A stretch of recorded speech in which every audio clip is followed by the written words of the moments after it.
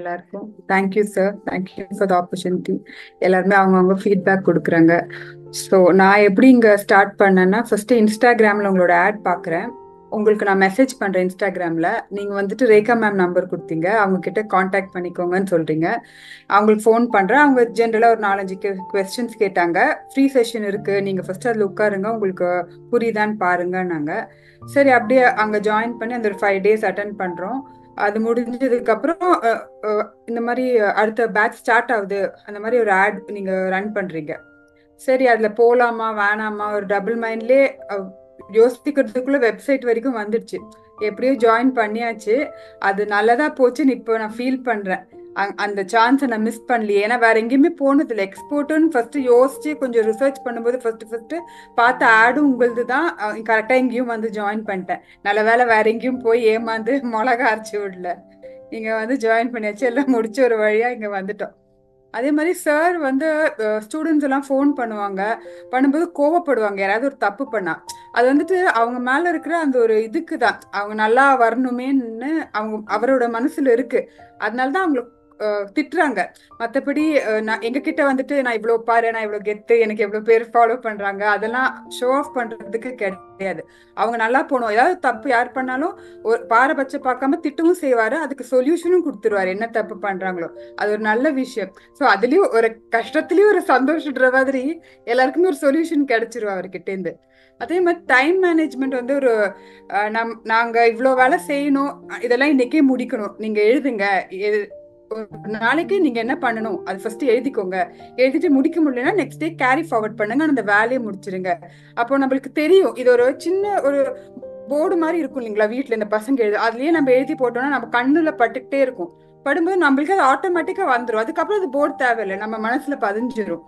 இதெல்லாம் பண்ணா இந்த வேலை பண்ணும். ஏன்னா இப்போ நம்ம வீடு விமன் சொல்றேன், வீடு பசங்க அதுக்கு மேல இந்த வேலை. இந்த வேலைன்றது சும்மா கிடையாது. ஒரு மேனுஃபேக்சரை பார்க்கணும், அங்க போய் பார்க்கணும், ப்ரொடக்ஷன் பார்க்கணும், நிறைய இருக்கு. ஸோ இப்போ மென் வந்து பாத்தீங்கன்னா அது மட்டும் தான் அவங்க வேலை. அவங்க ஃபேமிலி டைம் ஸ்பெண்ட் பண்ணுவாங்க, வேலை மட்டும். பட் உமனுக்கு வந்து இது எல்லாமே மேனேஜ் பண்ணணும் போது டைம் மேனேஜ்மெண்ட் கண்டிப்பா தெரியணும். ஸோ அதுக்கு ஒரு பெஸ்ட் எக்ஸாம்பிள் நான் சாரை தான் சொல்லுவேன். அவர் வந்துட்டு இதே மாதிரி தான் கிளாஸ் பண்றாரு, அவருடைய வேலையை பண்றாரு, நடுவுல போய் ப்ரொடக்ஷன் பாக்குறாங்க, அவங்க ஃபேமிலி கூட டைம் ஸ்பெண்ட் பண்றாரு. ஸோ இதெல்லாம் எப்படி நீங்க மேனேஜ் பண்றீங்களோ, ஸோ உங்ககிட்ட நாங்க கத்துக்கிட்டு அதை நாங்களும் இம்ப்ளிமெண்ட் பண்ணணும். அது ரொம்ப பெரிய ஒரு ஆஸ்பெக்ட் லைஃப்ல, பிசினஸ்ல லைஃப்லயே அது ஒரு பெரிய ஒரு ஆஸ்பெக்ட் தான் சார். அப்புறம் நான் என்ன சொல்லுவேன்னா, ஒரு ஸ்டோரி மாதிரி. இப்போ ஒரு ட்ரெயின்ல இப்போ நம்மளுக்கு வந்து ஒரு டெஸ்டினேஷன் இருக்கு, ஒரு வெக்கேஷன் போகணும்னு நினைக்கிறோம். ஒரு டெஸ்டினேஷன் வச்சுக்கோங்க. டெஸ்டினேஷன் தான் நம்ம எக்ஸ்போர்ட்டோ நம்ம பிசினஸோ. ஸோ நம்ம வந்துட்டு போறோம். சார் வந்துட்டு ஒரு ஏஜென்ட் மாதிரி, ஒரு விசா எல்லாம் ப்ராசஸ் பண்ற ஏஜென்ட்னு வச்சுக்கோங்க. ஸோ நம்ம அங்கே போய் சார் கிட்ட சொல்றோம், சார் இங்க இந்த மாதிரி எங்களுக்கு இந்த ஊருக்கு போகணும், எக்ஸ்போர்ட் பண்ணணும், பிஸ்னஸ் பண்ணணும்னு சொல்றோம். சரி மேடம், இதெல்லாம் இருக்கு, இதெல்லாம் நீங்க கொண்டு வாங்க, இதெல்லாம் நம்ம பண்ணலாம்னு சொல்லிட்டு நீங்க சொல்றீங்க. நாங்களும் அதுக்கு ஏற்ற மாதிரி உங்ககிட்ட வரோம். நீங்க என்ன பண்றீங்க, ட்ரெயினுக்கு டிக்கெட் புக் பண்றீங்க, அங்க என்ன கிளைமேட் இருக்கோ அதுக்கு க்ளோத்ஸ் இதெல்லாம் நீங்க அதை சஜஸ்ட் பண்றீங்க. ஸோ இதெல்லாம் ஒவ்வொரு ஆஸ்பெக்ட், இந்த பிசினஸ்க்கு தேவையான ஒவ்வொரு ஆஸ்பெக்ட் நீங்க எங்களுக்கு சொல்லி தரீங்க. லாஸ்டா ஐ ஓப்பனிங் சொல்லிட்டு என்ன பண்றீங்கன்னா, எங்களை கூட்டிட்டு போய் ட்ரெயின்ல சீட்ல உட்கார வச்சிடுறீங்க.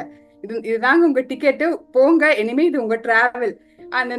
அதே மாதிரி நீங்க என்ன சொல்றீங்கன்னா, இந்த ட்ரெயின்ல வந்து இந்த 4வது ஸ்டாப்ல ஒரு டிடிஆர் வருவாரு, டிக்கெட் காட்டிடுங்க. சோ அது வந்து பிரைசிங்.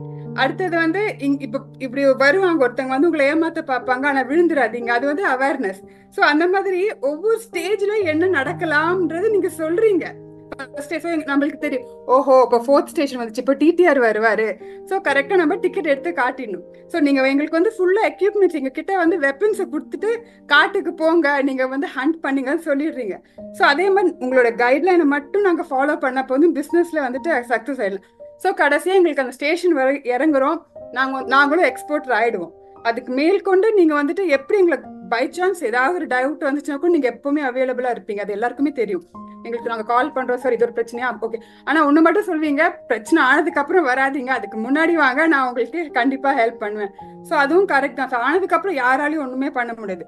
அதுக்கு முன்னாடி அந்த குழி வரப்போது காலை வைக்கிறதுக்கு முன்னாடி சொன்னா வைக்காதீங்கன்னு சொல்ற வரைக்கும் நீங்க இருப்பீங்கன்னு சொல்லிட்டீங்க. அது நல்ல ஒரு கைட்லைன் தான்.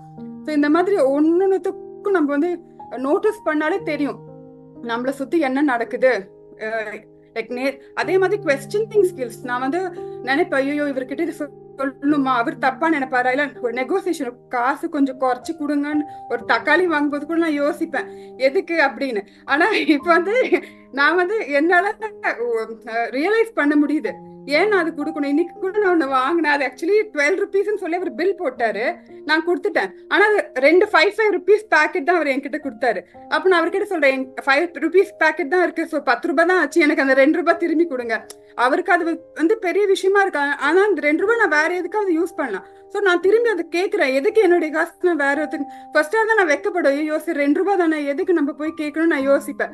இன்னைக்கு நடந்த எக்ஸாம்பிள் இது. ஸோ நான் யோசிக்கிறேன் இதெல்லாம் வந்து இந்த கொஸ்டினிங் ஸ்கில்ஸ் வந்துட்டு நான் இங்கேருந்து தான் டெவலப் பண்ணேன். என் ஹஸ்பண்ட் ரொம்ப திட்டுவாரு, நீ நம்ம காசு எதுக்கு வேற ஒருத்தன்கிட்ட போய் கொடுக்குற, அது இருந்துச்சு நம்ம வேற ஏதாவது பண்ணிக்கலாம்ல.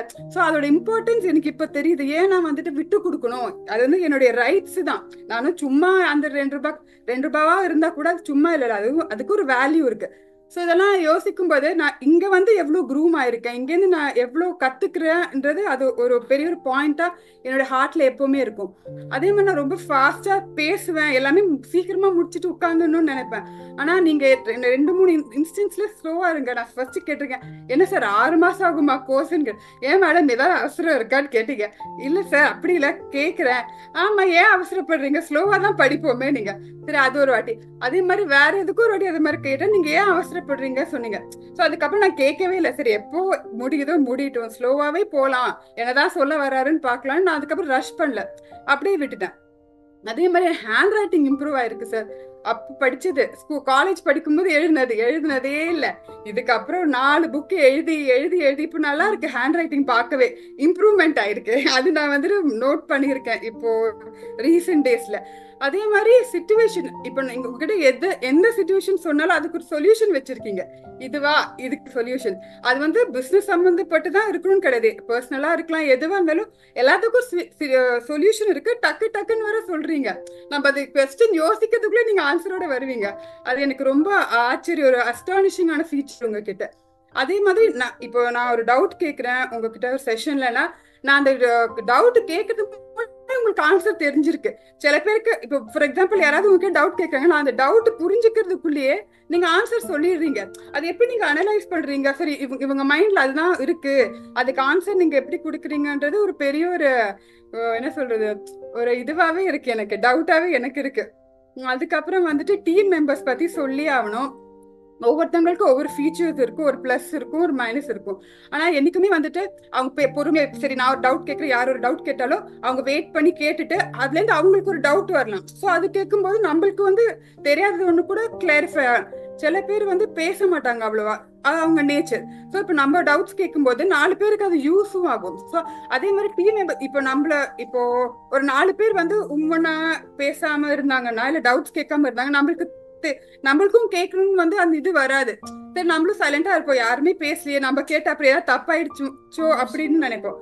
ஆனா அதெல்லாம் இல்லாம இந்த டீமும் ரொம்ப நல்லா க்ரூம் ஆயிட்டோம், நம்ம ஜெல் ஆயிட்டோம் எல்லாம் ஒன்னோட ஒண்ணு.